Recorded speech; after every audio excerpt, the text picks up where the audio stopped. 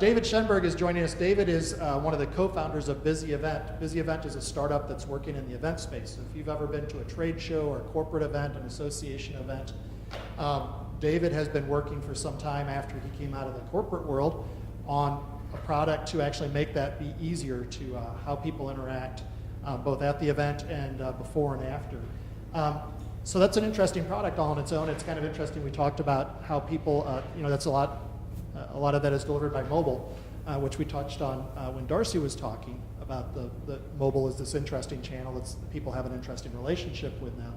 But even more appropriate for the conversation today is he's going to talk about an organization pivoting. And if you hear about lean startups or these young startups, that what they're really doing is learning lessons about the marketplace by creating a product, testing that, seeing what the response is, and rapidly changing. Before they've built a bunch of scale, before they have hundreds of employees and lots of infrastructure and everything, so that they are ready to do that when they go forward. So David is going to share the story of what it looks like to pivot, why you do it, why that makes sense, and I think you'll see that to go from an organization or from a business that was really about a technology, a hardware solution originally, to go to thinking about themselves as a platform for their customers to innovate on top of and to create their own value on top of, is a huge change that would be very difficult if you weren't a learning organization. So David is going to tell us all about agile, lean, scrappy, and broke. And hopefully it's less broke at the end, unless you mean broke as in broken. No, I mean running out of money broke, yeah. Running out of money broke. And if you got $20, he is looking for investors. So, yeah. No. So once again, David, we'll have a little bit of time for questions afterwards. Give some thought to how this kind of ties everything up and to think about what this means about your organization, how you could learn. Thank you. So it was 2006, and my business partner Brian Slaywin and I were working at an events company together, and we'd grown tired of developing custom software that only got used once for our clients, and we'd begun to develop some ideas for how to build something that would be 80% of what people wanted. And after unsuccessfully convincing our employer to do that on his dime, we left. And so 10 weeks later, we got our first bit of make your own luck when we took a concept to a large pizza company that rhymes with Hominos. We took a registration and badging system to them, very hardware intense system. They said yes, and we were officially on the map. We hired a couple developers, we opened a small office, we bought some hardware. We had enough at the time to do an event for a little over 5,000 people. And so that was pretty exciting, except we couldn't pay ourselves yet. And then we discovered that what we really built was maybe like 60% of what everybody wanted. And thus began the agile phase of our business, where we began doing whatever the client wanted for money. And that allowed our clients to essentially define our product over time, which in hindsight wasn't a horrible thing. For example, this is the leaderboard, a sample of the leaderboard system that we developed for one client years ago. The learning we got out of this, though, at the live event where we did it, taught us everything we needed to know about building gamification into our live events. So now we have a feature called Gamify, which can be found in the new BusyEvent Mobile. So that was a nice one. The most expensive one was a piece of hardware that we launched back in 2008 called Belinker. It was a little portable device. You could wear it on your badge and click on it and do some cool stuff. It allowed people to exchange business cards electronically with each other. It allowed you to put paper that would be brochures and other things into a virtual tote bag. It did a really fantastic job of reducing waste at events, which is really what we were big about back then. We still are.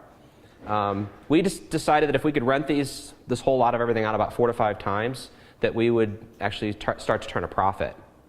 The industry was broken and we were going to fix it. So they say when you're a hammer, everything starts to look like a nail. So we owned thousands of Belinkers, and we thought every one of our events was going to be this 5,000 person event. And we actually started to develop an angel network to help pay for this hardware. And we had convinced both ourselves as well as the angels that we were going to be cash flow positive within a year. As it turns out, a 5,000 person event was large enough for the big competitors to make money too. So down the market we moved, and we discovered that our sweet spot was more like 1,000 to 1,500 people. And that pushed our timeline out, way out. And mobile was coming. And so that was starting to nip at the heels. We were starting to see mobile occur. And we discovered very quickly that the kind of data that we were developing could turn us into a data company, more so than a hardware company. And so we worked with what we had. We owned it. And we learned from our customers, we took it out to live events, and we made really great relationships with our event producers and learned what they liked. But our system was so hardware intense. We had to go to every single event. We had to sell it, deliver it, go on site, support it. We could only get to so much in a given year. And so we grew just large enough to survive, and mobile kept coming. So in 2010, we launched our first mobile web version of BLinker. And it gave people a choice of either choosing their own smart device or our little hardware clicker, which we would punish them if they lost. And so, amazingly, the arrow started to move towards, I'll use my own, thank you. And by early 2011, we realized that our previous business model that this was based on was getting to end of life. So this was a tough time for us because our development staff, we had to give them time to find new jobs. They were incapable of developing the mobile technology that we needed. And we didn't have a huge staff, and we were limited by what they could do. And so, and all of our money and all of our investors' money was tied up in the company, and so we did what we needed to do to survive. So we shut the office down, literally hit the reset button. Thus entered a time when minimum viable product entered our vocabulary. I'd never heard of this before. We had to pay for everything we wanted to develop, so it made us very conservative about what we wanted to build, because we had to think about it before we paid for it. And so it took us 3 different tries to build what we thought was an MVP until we came up with a plain donut. And we took that donut out to the Silicon Valley Forum, that plus 10 other meetings over 2 days, and we were politely told, come back when you have a product with sprinkles. We came back kind of licking our wounds and grabbed the last slot with Capital Innovators to present. And we were selected for Class 2. So this is early 2012 now. And we were officially a restart. So we'd been a startup, and we were going to start all over again. We punched out of what we were doing and started from scratch, back to working out of our homes, no employees, no offices, no overhead, with our new concept. And what was really cool is we took advantage of everything that the system had to offer. We met people, we took on all of the resources, we asked questions, we challenged everything. There was this amazing ecosystem that wasn't available in 2006, and you guys all know what this is about. St. Louis is this amazing, vibrant entrepreneurial community now. And so we got to really take advantage of that. And so we met some smart people and convinced some of them to come work for us for equity. Now, if you take the 200 pitches that we've developed over the years and delivered and divide it into the $2 million that we've raised from angels, you come out to about $10,000 a pitch. Doesn't sound too bad, I guess. You know, if you look just like an hourly rate, it's really awesome, not to mention the hundreds of hours of prep time before each one. But the realization we came up with is some of the best developments to our software came from people who knew the least about our industry. They really asked the important questions at the right time to get us really thinking about what we were doing. And it wasn't about the producers or whatever, it was about the data, it was about the business model, it was about the financials. And so, while sometimes we didn't get the money, a lot of times we got $1 million piece of advice, something that's shaped our company.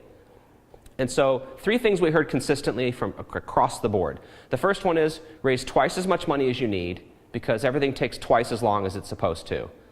And some people will tell you 3 times, maybe even 4. The second one I want to give Bob Vila credit for. Growing up I got teenage boys and we used to watch Bob Vila on TV. He used to say, measure it twice, cut it once. And to me this is a really good mnemonic, because our technical advisors would tell us, get the whole program up on the wall, all the wireframes, all the thinking, all the ideation when it's cheap, it's on paper, it's in your head, get it on the wall before you build one line of code. And for being someone who had to pay for what we needed, this was a huge lesson for us, because it saved us hundreds of thousands of dollars and a 4th product that wouldn't have been right. And so I don't talk about the 3 products much that we brought in and then threw away, but there's over $500,000 in development work that no longer gets used because we threw it out. We learned from it, but we threw it out. And that takes me to number 3. When things start to slide, when things don't go the way you plan, when you don't get the investment you need, the help you need, whatever it is that you needed at that moment, how you remain calm. It's up to you to decide if you're going to hold that Zen-like state in your inner being and remain calm when things start to slide on you. Because investors are like Yoda. Yoda smells your fear. He feels your anxiety. He knows that you're not quite ready to be a Jedi, and he'll tell you this. He'll say, you're not ready to be a Jedi. I'm not trying to be Yoda here. The question is, will you listen when he tells you this, or will you take it the wrong way? You know that there's like a world to be saved. You want to leave the planet and go save Han and Leia, and you go and you get your hand cut off by your dad. You go back to Yoda, you say, you were right, I'll train some more, I'll prep and whatever, which is really why you need to surround yourself with wizened individuals. These are the people that are going to ask you the tough questions. They're not going to drink your Kool-Aid right away. And really what's most important is they're going to teach you about financial operations, about legal, about strategy, about how to prep for like the due diligence that's going to really happen to you as a startup. And so if any one of these people hadn't agreed to help us along the way, I wouldn't be standing here telling you this story. It's these folks that have helped us to get to the lessons to really make it work. And I guess what leads me to kind of the final point here that's really most important. It's nice to have smart people around, but you have to listen to them.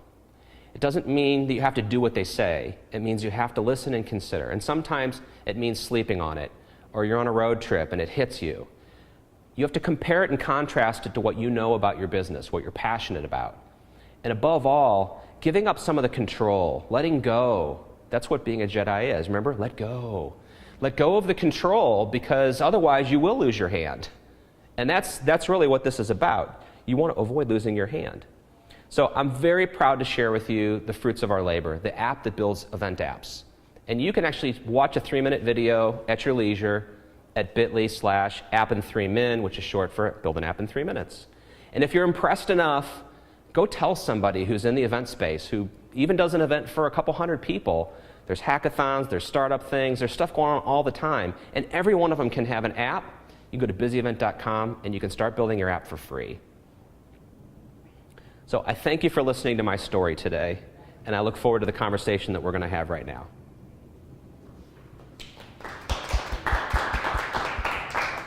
Great, David. So do we have any more Yoda analogies that we need to do here? Is there anything else about being a Jedi? No, I think it's a good example, and I think it's interesting.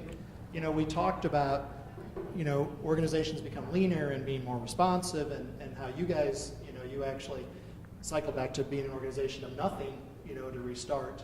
And but you talked a lot about have adult supervision and all of these other things. So there's an interesting paradox here that even though we know that the idea needs this freedom to breathe and everything, that it happens in the context of an organization. So I appreciate that. Who's got questions for David? So in your strong-willed resistance, perhaps, to listen to the adult supervision initially, maybe, I'm guessing that you might have been resistant to that, I don't know. But sometimes people do get married to their ideas. What was the best advice that you think you got from that panel that you put up there? Wow, there's so much of it. There's the advice that saved us money. Sometimes it was just emulating somebody that I respected in terms of how they handle adversity. The analogy I tend to use a lot is I went for a hike this past summer and I not climbed like literally carabiner climbing, but I literally climbed a 14,200 foot in Colorado. It was a technical hike. And it was the closest analogy I could come up with what it meant to run this company and eventually give up the running of the company and let somebody else actually take over as CEO. And that was, you get to a place and you're out of breath, you catch your breath, you do the tactical breathing, which I totally am aware of, and you realize you got to go again. And you go again, and you go again, and it's an over and over and over kind of thing. And it's rather than saying in your mind, oh, I got to do this again, you say in your mind, I get to do this again. That we're still going. We're not dead. We're making forward progress. And like the flywheel example that you had, I think, it's like a flywheel. And it's being able to celebrate the small successes. It's being able to remain calm. There's a huge emphasis on remaining calm. And I can't tell you how many phone calls I've had with people who said, well, I can't and I won't and you're not gonna. And by the end of the conversation, it was, that sounds good, let's do that. And it was remaining calm, and it was using everything I've learned from that panel and everything I needed to come up with a mutual outcome. And it's not negotiating, and it's not anything specific. It's just an amalgam of very professional and calm individuals who deal with things objectively and not emotionally. And that's probably the most important lesson I've had as an individual, as well as how that it's impacted our company. Great. Any other questions? We early on with Openly Disruptive had an event, and we had a guy come in, Joe Justice, and he's part of this lean and agile that we've kind of been alluding to. You know, the software movement, it comes from manufacturing and things, but he actually started an organization by blogging that he wanted to build a car that got better than 100 miles to the gallon to compete in a competition. And he blogged about it and built an audience, and then they were, hey, well, how are we going to build this car? And he's like, well, here's what we'll have to do. In 90 days, they actually designed and built a car that got over 110 miles to the gallon.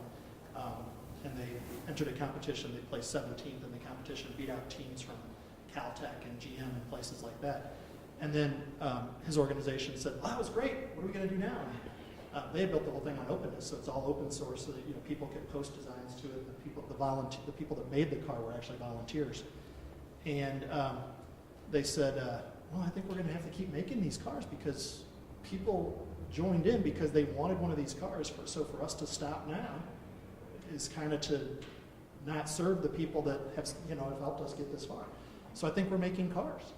And so they're like, well, we don't know anything about it. I mean, we made one car. How that was, that was hard, And okay, so how are we going to do that? Well, kind of alluding to some of what you talked about with training.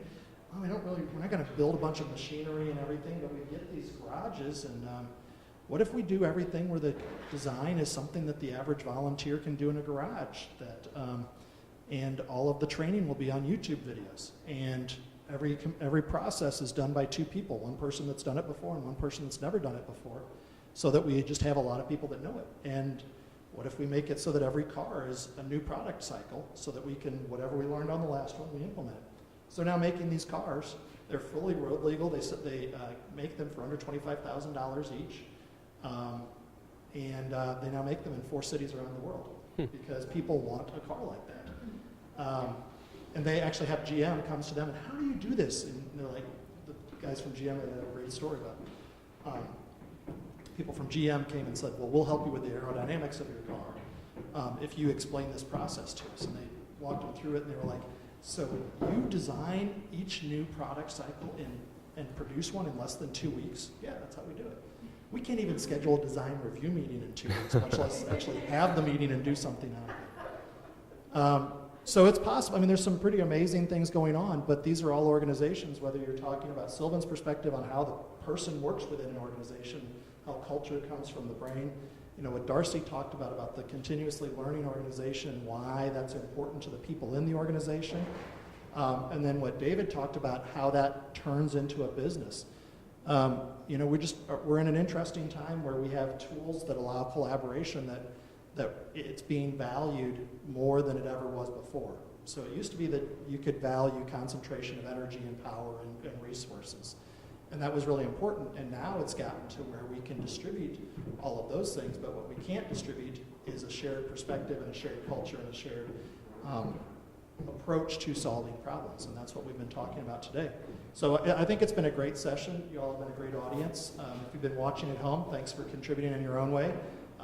Make sure that you, for the folks that are facilitating those sessions, make sure you email back what happened so that we can post that. But I'd like to give one more round of applause for our 3 presenters, to Sylvan, Darcy, and David. Next month, the Disruptive Diner is back. We'll be back with talking about the Internet of Things. We have to take it to a new level, so we're calling it the Internet of Everything. And that's about sensors, about always-on data, and about some of the emerging legal issues and cultural norms that are emerging as all of our devices are part of a network that matches reality. And some really interesting things, including an artist that's agreed to wear a camera for a month that takes a picture every 30 seconds of whatever he's doing. So it will be an interesting day. So thank you very much. Thanks for joining us. Who's censoring?